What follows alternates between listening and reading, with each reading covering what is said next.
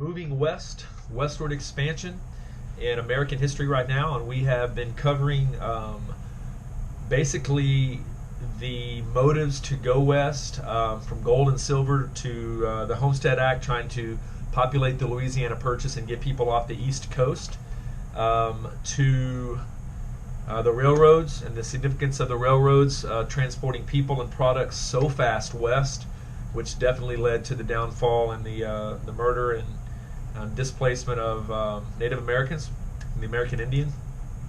Today, I think we left off on our last video lecture series literally with populism and the Populist Party, and how the farmers had not only formed a union called the Grange, but they formed a political party demanding that the dollar bill be backed by both silver and gold. That's called bimetallism. And then also they believed in the graduated income tax, which was that Americans only get taxed more when they make more money. And so that was their two big demands. We will, you could go into the Populist Party a little bit and the significance of the Populist Party and their candidate William Jennings Bryan, which you don't need to go too deep into that in an on-level U.S. history class, but William Jennings Bryan was the Populist Party candidate that ran for president. He didn't win. We've never had a third-party candidate ever win, a presidential election. But it's important to know the value and the importance of third-party candidates in presidential elections, because although they have never won a presidential election, and I don't know if they ever will, what they do is that they do two things. They can pull votes away from another party. So they can pull votes away from the Republican Party, or they can pull votes away from the Democratic Party candidate. And then the second thing that third-party candidates do, like this Populist Party candidate in the late 1800s, is that they force the two major parties to focus on issues that they would not normally focus on. And so, although third-party candidates may never win, they haven't yet. They do have the ability to steal votes from a major party, and then they also make those candidates focus on issues that are important issues that need to be focused on that sometimes they won't focus on. As we move west in our country, when we form cities with the railroads, most of those cities are located on the railroads because of money. That's where you can do your business. You see the significance in the rise of entrepreneurs, a French word, entrepreneur, hard word to say, which is a person who goes out and wants to make their own money through their own business. It is an aspiring individual who wants to basically start up a company or a product or an invention and burst that product or that invention or that company into something huge to make huge profit for them. It's an idea person. The best example would be the television show Shark Tank. These people going on Shark Tank trying to sell their invention, but because they're entrepreneurs, they want to make a lot of money through their own ideas and their own inventions. And there's a couple of those in there's a bunch of those in American society, maybe the most of any country in the world. But one of the figureheads, especially with the railroad being made mainly of steel, is Andrew Carnegie. Andrew Carnegie started a company called U.S. Steel, which its primarily function was obviously to produce steel at a very low cost, because that is the product of the day. When you're building the railroads and you're building the railroad engines and whatnot, and then you form cities and those city structures are built out of steel, he's got money, man. He's got an invention that everybody wants. And one of the big ways that he forms his company is through funding an inventor called Henry Bessemer. A guy named Henry Bessemer invents this process called the Bessemer converter. It converts iron ore, a natural resource, into steel, a man-made resource, and it's called the Bessemer converter. And Andrew Carnegie links up with Henry Bessemer to mass produce that product and become a multi-billionaire. Pittsburgh Steelers, an NFL team. He's located. One of their big companies is in Pittsburgh. I mean, Pittsburgh is known for its steel companies and its steel workers. And Andrew Carnegie absolutely is associated with steel. He died a philanthropist. When he died, he actually gave away almost all of his money. His children, or his great-grandchildren, were probably, and his grandchildren and his children were probably all disappointed, because he believed you need to go make money, and he did not leave them probably what they thought that he would leave them when he passed away. But he was a big philanthropist. A philanthropist means that you're a person who believes in giving your money away to good causes and charity. And again, that just brings the importance of the railroad. His invention definitely his invention helped him profit because the railroads became such a huge deal in westward expansion, especially when we invented the Transcontinental Railroad, which took off from Omaha and went all the way to Sacramento and back. So it went basically from almost, I guess you could say, the Mississippi River all the way to, California, the West Coast. And so that is a huge, huge accomplishment by building the Transcontinental Railroad, because now you don't have a bunch of small railroads. You have a huge railroad that goes across the entire country, and then all those smaller railroads can link up with it. And so now what you're talking about is moving products and people as fast as you've ever moved products and people. Some other inventors that would go along with the railroad would be Samuel Morse, M-O-R-S-E. We've all heard of Morse code, but it's the first telegraph. You can communicate without having to jump on your horse and riding 5 hours across the countryside to go see your friend. Now you could go to the post office, send a message on the telegraph, have somebody at the other post office that received it run out to your house and say, hey, John wants to know if you can chill. And although that's still very slow in today's terms, it was so much faster back in those days. Samuel Morse and the Morse code and the telegraph. You start seeing on the railroads the rise of cow towns, and where all of the cattle would be unloaded off the railroad or loaded onto the railroad, onto these engines. And so you're going to see the formation of cattle towns or cow towns where, you did business at. That's where the cattle drives would end, at these cow towns, and then they load them up on the railroads. And then eventually you see the invention of the refrigerated railroad car, which means no more loading up of live animals.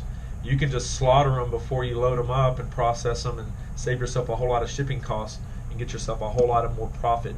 And of course that leads to something called national markets, where our whole country can have products that they not normally would have because the railroads are able to transport them quick and efficiently and make it more affordable to me and you. For instance, pineapples. We don't grow pineapples in Texas. They're in Hawaii, the Dole pineapple plantation, and of course, Central America, Mexico, Costa Rica, that area grows them. We don't grow them in Texas, but yet you go to the grocery store and they're cheap. How is that possible? The answer is railroads. Transportation gets it to us quick, efficiently, and makes it more cheaper so that we can all afford it. One scandal, the railroads were very good. We had to have them, but there's some negatives with the railroad because they controlled everything, and if they control transportation, the farmers are kind of screwed. They don't have any other choices. And so a couple of things that would pop up with the railroads that were not very positive would be the railroads would fix the prices against the farmers. They would charge the farmers ridiculous prices to transport their goods. And of course we already talked about that a little bit, because the farmers could unionize together in what was called the Grange, their union, and they would say, listen, you either lower the prices of your transportation costs, or we're not going to use your train, we're going somewhere else. That's a little bit of a bluff because they didn't really have many options, but at times it worked. Unions can definitely work. A second negative with railroads is they got caught up in a scandal. One of the scandals was called the Credit Mobilier scandal, C-R-E-D-I-T, Mobilier, M-O-B-I-L-I-E-R scandal. It was a scandal, without going too deep, in which the government, the United States government, our tax money, was paying for a lot of these railroads to get built to really make our country explode and move westward and make a lot of money in our country. The problem is that a lot of these private railroad owners and companies would overcharge the government. They would say that, to build this railroad, it would cost $2 million, when really it only cost $1 million, and those railroad owners would pocket the other $1 million. They would overcharge the government for contracts that really didn't cost that much, which is completely illegal. And some U.S. politicians and congressmen got caught red-handed right smack in the middle of this, and it became known as the railroad scandal, the Credit Mobilier scandal. So that's kind of interesting, an interesting scandal that showed how railroads can be corrupt and start, doing things to the American people that aren't in the best interest of the American people. But I just want you to make sure you understand how influential the railroads were. I mean, they made products available to the entire country. That's called national market or national products. It led to entrepreneurs like U.S. Steel and Andrew Carnegie. It formed cities across our country, including Fort Worth and Dallas. Fort Worth's a cow town, for that matter. You started seeing these new railroad cars called Pullman cars. They're really nice cars that you could sleep in overnight. They were sleeper cars that you could travel across the country and sleep in them. George Pullman is the one that invented those cars, and he became a multimillionaire. His company was absolutely huge. You started seeing Morse code and telegraphs so that we could communicate. It brought our country together through communication and telegraphs. It's really your first text messaging, to be real honest with you. Refrigeration, just so many things came out of the railroads that are very positive, that made our country explode to the power that it is today. One other quick thing I did mention to you guys in a meeting and in a lecture the other day about how in the Fifth Amendment, the Fifth Amendment is the right to remain silent. Hidden in the Fifth Amendment is something very weird. It has nothing to do with the right to remain silent. It's eminent domain. And eminent domain was used by the government to take land away from me and you when they were building those railroads. It's still around today, not so much for railroads, although it still is used for the railroads some.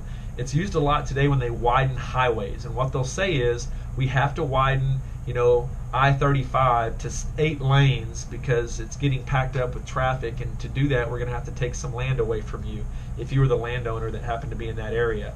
And it pisses people off. It's super controversial. The government does have to pay you for that land, but let's be honest, is it worth what they're paying you? And you really have no say in it. They can just enact what's called eminent domain, which is found in the Fifth Amendment. Take your land. They do have to pay you for the land, but a lot of times it's not a fair deal. At least you don't think it is, and it is very controversial, even today. But we've talked about the motives to go west. We've mentioned the railroads. We've mentioned the Homestead Act, and we've mentioned a lot of the things that got westward settlement going. Gold and silver, the Klondike Gold Rush. But there's a lot of other things to talk about that has to do with westward expansion that's not so positive. The elimination of the Plains Indians, the relocation of Native Americans, the murder of Native Americans, the murder of the Native Americans' food source in the buffalo. And with Native Americans, a lot of times we would try to Americanize them, give them options to become citizens. That would be the Dawes Act, that supposedly was a good deal for Indians, but the reality is you took their land away and then sold it right back to them with the Dawes Act. That is that a good thing? You do see the rise of a word called nativism. Nativism is a word that when you have strong beliefs of your country, so strong that you don't want anybody else to come into your country.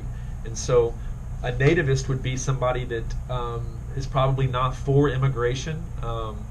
It got very radical in the late 1800s with the Chinese Exclusionary Act, which was, I think, 1882. And the Chinese Exclusionary Act is pretty self-explanatory. It excludes Chinese from coming into our country and working on the railroads and getting American dollars. And a lot of that nativism was brought up because they said these immigrants are coming in and they're taking American jobs because they're accepting lower wages.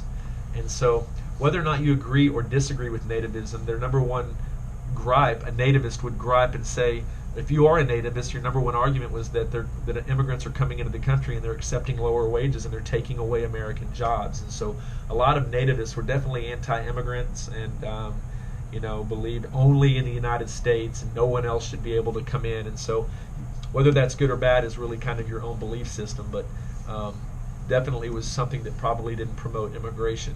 The railroads, the ending of the American Plains Indians, the closing down of the frontier, the railroads really, in Western settlement took away what we know as, the frontier, where places that people have never been before. That really doesn't exist anymore in America because, of definitely westward settlement, without a doubt. But that's it. I'll end it there with our westward expansion and our westward movement, changing of kind of America. I'll leave it there, and we'll pick up with our next unit, which will be industrialization next.